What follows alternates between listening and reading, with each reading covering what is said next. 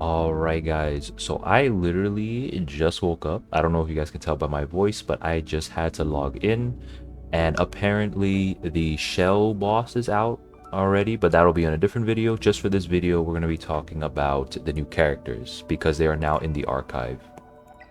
So let's just get straight into it. Yep, they're here.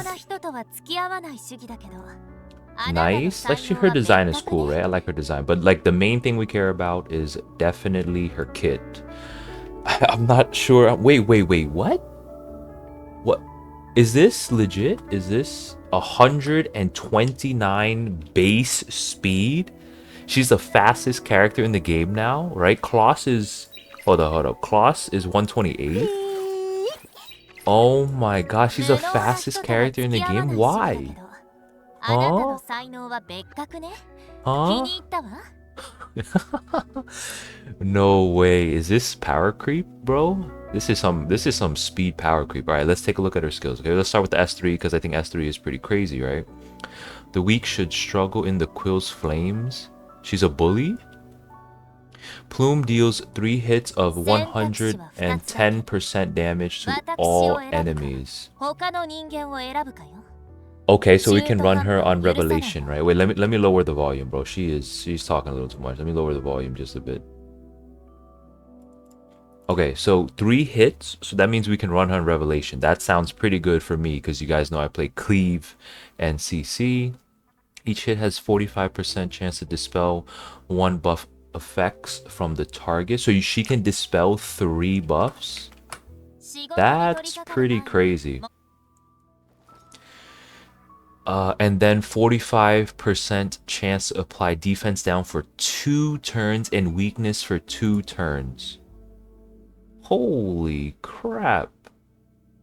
Wait. Weakness is different than nightmare and vulnerability. So it makes the other team weaker too. So this absolutely shits on bruisers, right? Because for characters who are defense scaling like Rahu and what's the other guy? Rahu and Holden.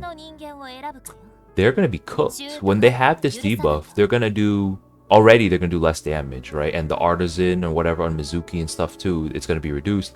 And then they're gonna do even less damage. Huh? That's absolutely crazy. And she's fast as hell. She's fast as hell, so you can just let her go first. She'll strip and defense down and weakness. That's absolutely ridiculous, bro. This... Wait. 3-turn cooldown too. That's not okay, bro. This character, I don't think she's okay at all. This is wild. Okay, let's take a look at her passive, right? So I think we were talking about this in the other video. And this is about the turn meter push. Let's see. So beautiful feathers often hide. Okay. Animus use active skill or passive skill. For every 1 debuff inflicted into enemy unit, there's a 100% chance to inflict extra 1 stack curse quill. Animuses except Plume can stack up to 1 time per skill. Okay, so she puts debuffs herself. So every time you put a debuff, you get 1 extra stack of curse quill. So her teammates can put debuffs on too, right? So let's see exactly what curse quill does. Each stack increases damage taken by 6% and reduces speed by 3. Wait, you can lower someone's speed by 30? This effect cannot be purified or it's done. Oh my god. Wait, what? You can't purify this? How is that okay? Can you purify? Wait, let's check.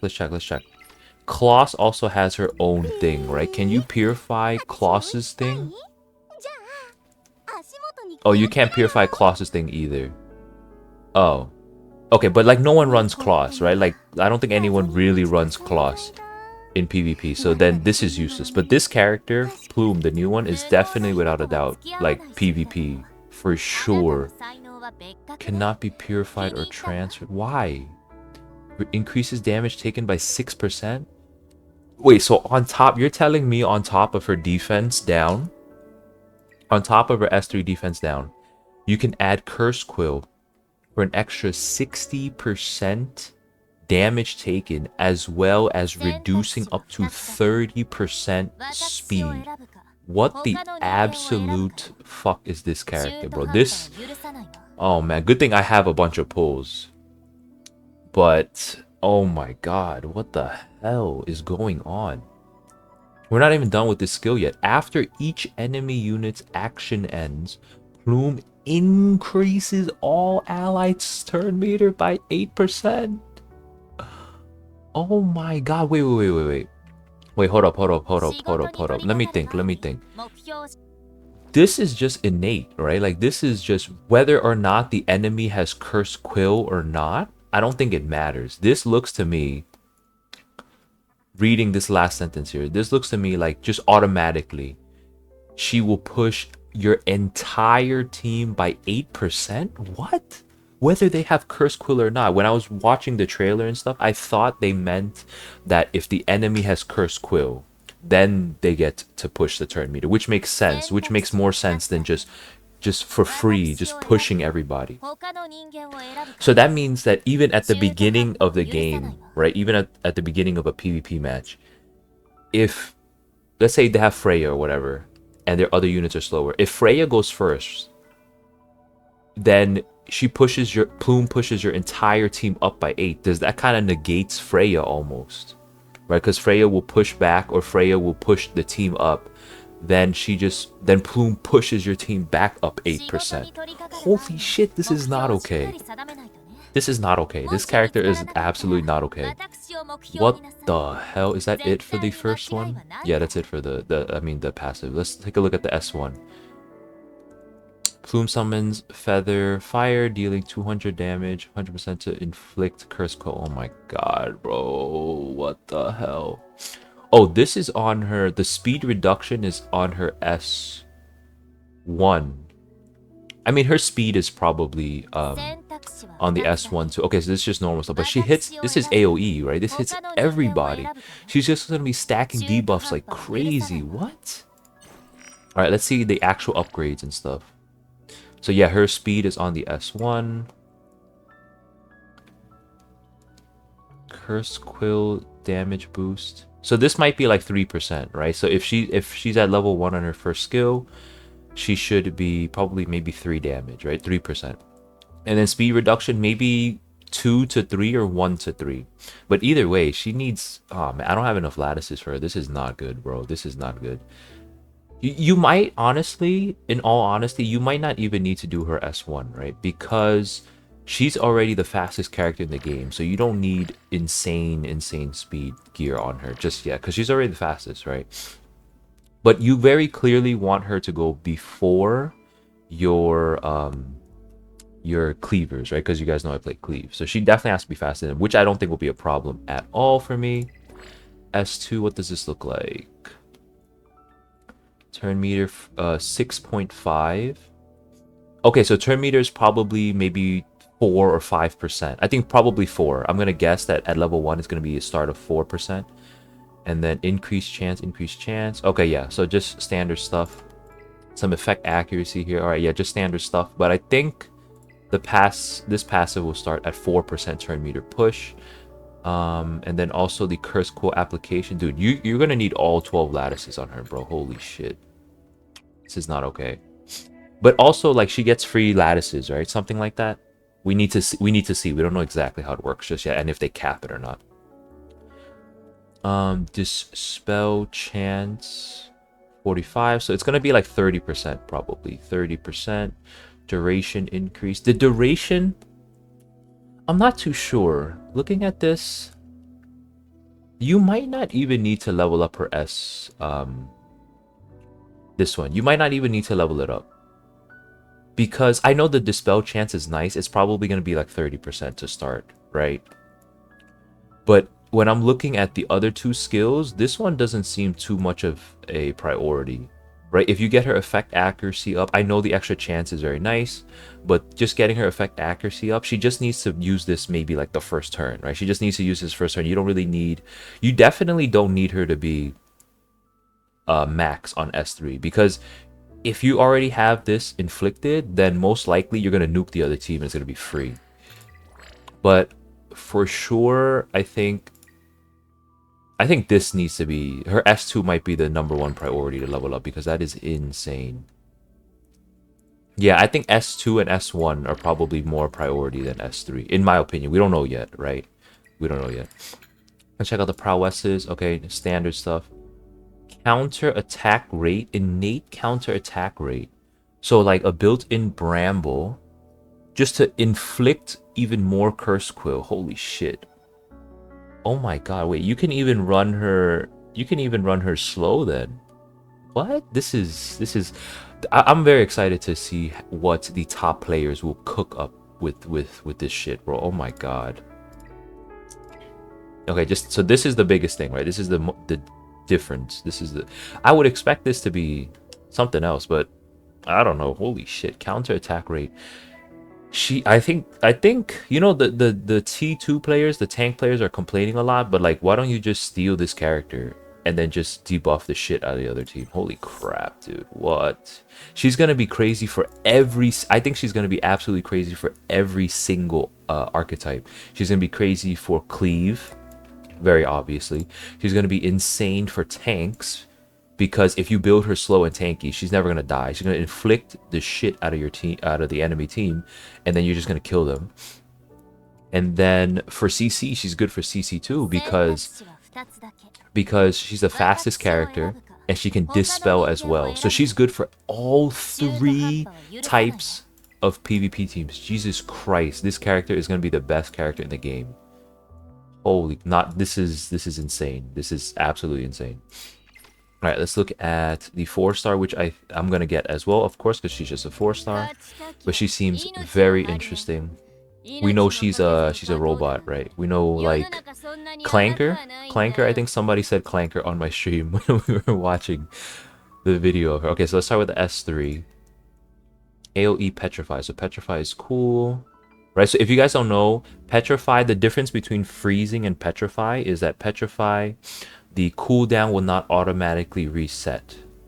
So Petrify, like for example, if you have a 3-turn cooldown on something and you get petrified, it stays a 3-turn cooldown even when you get unpetrified, okay? So the difference between that and freeze is that freeze doesn't allow you to push that character up. So like for example, if you're frozen by Mio and you have Doki Doki and she's trying to pull the frozen character up, that doesn't work. That character gets frozen in place in that turn meter. But their CD does actually reset, okay? But Petrified does not allow you to lower your cooldown by 1. Okay? HIZUKI deals 2 balls. 2 balls, 150 each. So just run her on Revelation 2, maybe? Anything over 1 hit, I think you can just run Revelation. First attack has a 100% chance to apply res down. Okay, so that's good. That's good, right? So first attack gets the res down, and then it almost gives you a guaranteed petrify, assuming you hit the first attack with the first res down. So that's very good. So this is almost a guaranteed petrify. Jesus Christ. Jesus Christ. This is not okay. This is insane, bro. This is absolutely insane. She seems absolutely broken to me. 4-turn cooldown though, so that's pretty good. Pretty long cooldown, so that seems kind of balanced, honestly. You know, after reading Plume's kit, I don't think this character is going to be that broken compared to Plume. Right? I don't think any character is as broken as Plume. Let's look at the S2. Let's play something more thrilling. All units gain 30%. Okay, it says 40% here. I don't know. But I think this is probably more accurate, right? This 30% looks more accurate than this because it's said twice here. 30% for healing, 30% for attack. Healing effects are additionally reduced. Allies can no longer receive attack up. HIZUKI Mari is present. Okay, so it's exactly what we thought it was, but it's only a 30%, not a 40% attack. Most likely. We'll see, right? This is a typo. It is what it is. But this is exactly what we expected. So this is good for me, for cleavers, right? For cleavers and even CC. Because we'll do more damage in general, and the tank teams will heal less. So this is absolutely fantastic for me. I think both characters are going to be absolutely crazy for my account because I've been having a tough time getting to Mythic, bro. Because my roster is not as complete as I originally thought. So pretty good, pretty good. This character is going to be crazy too. Okay, her S1 don't get distracted. Zukimari deals 2 hits of 120. Final hit pushing turn meter by 20. Okay, pretty standard. So 1 chance, right? 1 hit chance to push back by 25. That's very good, right? Pushing turn meter. It seems like they're trying to push the meta for turn meter. No pun intended. But turn meter definitely is on their mind right now, because if you push back that one character that's going to give you trouble just a little bit because they got bulwark or like you couldn't CC them or whatever, if you can push them back just a little bit, it'll be good. But it definitely seems like in order to counter this, I think everyone's going to run bulwark now, especially the tank teams. It's going to be bulwark on pretty much everybody. Oh shit, this meta is going to be very interesting for sure. Alright, let's look at these really quick. So speed on an S1, pretty standard. Nothing to talk about there. S2 has effect accuracy. So this one, you might not even need to level up this one, right? If you... Actually, it seems like the attack effect doesn't start out that well. I mean, she's an SR, right? She's an SR. You guys should have plenty of materials to max her out. But... yeah, maybe S2 needs to be maxed out. Well, S1 needs to be maxed out. At least level 4, right? Because you need the speed. Right, this one's not too important. You need the speed at least for her, for sure, because you want her to go first, right? You want her to petrify, then you want to nuke them, stuff like that. S3 probably just 4. Level 4 should be enough. You don't need this. You don't need this, because if you're running her fast, like I'll probably run her, you don't really need the reduced cooldown, because you should kill them by turn 2 or 3 anyway, right? You should kill them by turn 2 or 3. Let's look at this standard stuff. Effect accuracy, okay. Effect res as well. Okay. Well, wait, what was Plume's thing here? Hold up, what was Plume's thing? So it's pretty standard for her. What was Plume's thing? Oh, effect accuracy, yeah. So pretty standard. This is the crazy thing about Plume, though. So, oh my god, Plume is going to be the best character in the game. HIZUKI Mari will be definitely very good for everybody's roster, I think. Everybody except healing team. So good for CC, good for cleave. Very good for both of them. Holy shit, this is going to be crazy. Oh man. This meta is going to be insane, guys. So we're going to be pulling both characters on stream. So make sure to tune in at Sushi Lightning on Twitch. And those are my thoughts on the 2 new characters. We're going to wait for the top RTA players to test them out, but I'm 100% pulling for both because both are absolutely broken. Holy crap, guys. Alright guys, if you enjoyed the video, don't forget to like, comment your thoughts below, and subscribe. And if you're stuck on Ember Trek hard, check out this video here.